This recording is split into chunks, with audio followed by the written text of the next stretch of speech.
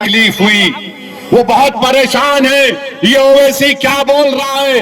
अरे बाबू, ख्वाब देखना गुनाह नहीं है, दुआ करना गुनाह नहीं है, मगर ख्वाब और अपने अज़ाइम को, अपने ख्वाहिशों को पूरा करना अगर उसमें इखलास है तो अल्लाह कामयाबी देने वाला है।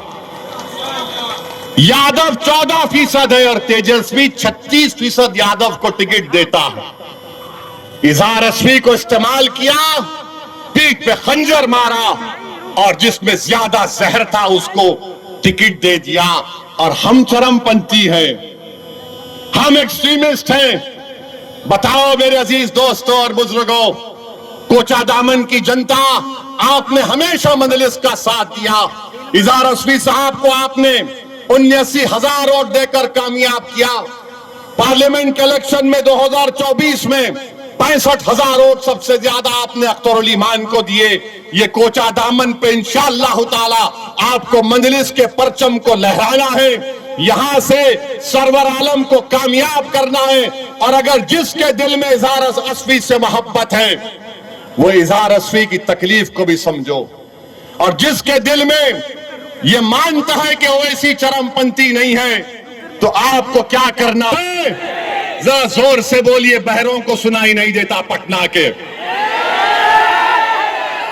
मेरे अजीज दोस्तों और बुजुर्गों, ये हाल आज बिहार का हो रहा है। अरे एक्सट्रीमिज्म अगर कर रहे हैं तो आरएसएस कर रही है, एक्सट्रीमिज्म कर रही है तो बीजेपी कर रही है। जो बीजेपी का एक मंत्री ने बिहार के मुसलमानों को नमक हराम कहा, मगर तेजस्वी उसको नहीं बोलता।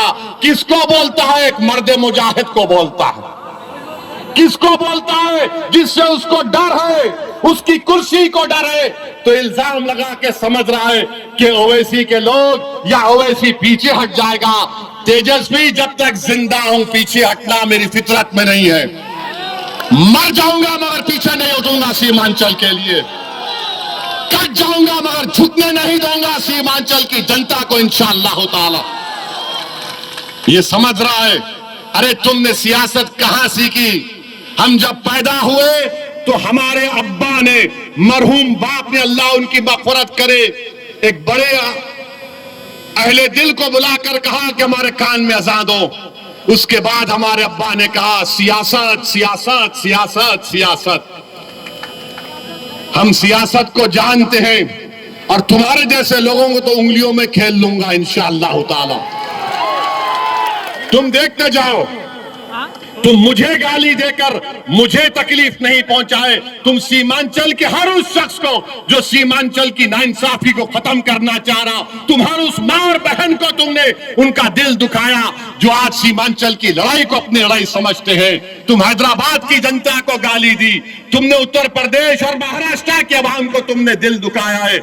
इंशाअल्लाह ताला जब किसी का दिल दुखता है और अल्लाह की बारगाह में हाथ उठाता है, जिस तरह गुड्डू भाई ने दुआ की थी अपने वालिद के लिए, इनका दिल दुखा था। जिसका दिल दुखता है, जिसका दिल टूटता है, अल्लाह उसके दिल की लाज रख लेता। तो मेरे अजीज दोस्तों और बुजुर्गों, आपसे अपील यही है कि 11 तारीख के दिन आप पतंग छाप को वोट दीजिए और तेजस्वी को बताइए, अरे हम सीमांचल के गांव में जाते हैं गाड़ी में, ये बेचारे रन कटोले से उतरते बैठ के चले जाते। आज 2-3 दिन पहले जब गाड़ी से सफर करने का मौका मिला, सीमांचल के बहुत ही दूर दराज के गांव में गए।